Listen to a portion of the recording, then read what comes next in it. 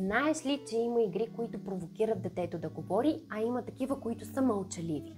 Там то си се занимава, нещо си вгнездява, но в същото време говор няма. Сега ще ти покажа няколко примера. Казвам се Михаела Калинкович, съм логопед. Помагам на родители като теб да подкрепят детето им да проговори в домашни условия по приятен и сплотяващ начин. Първото, с което ще започнем, са игрите, които са мълчаливи. Много често родителите, които се обръщат към мен, казват: купили сме купчета, детето вгнездява, но говор няма.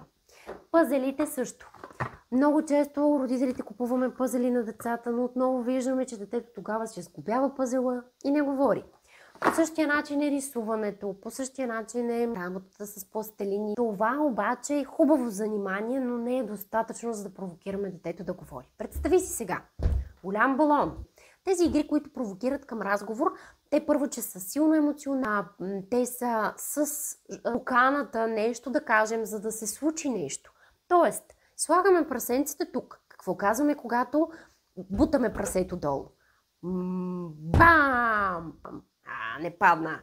Бам! По-силно трябва да кажем, за да може да полети прасенцето.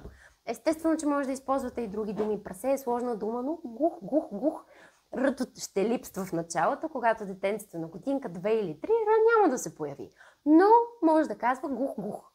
Може да казва звукоподражание за другите животни. Например, коко ще му бъде по-лесно. Ко! Ха! Полетя кокошката. Можем да скриваме животно в кутийка.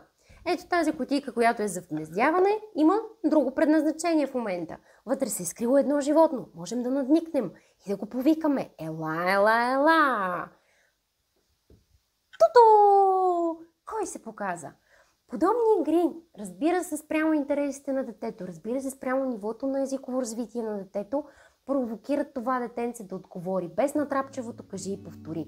За да разбереш повече за подхода, за игрите, с които можеш да провокираш твоето детенце да говори, можеш да разбереш от мини курса "Първи стъпки в проговарянето". Последвай ме за още съвети. До скоро!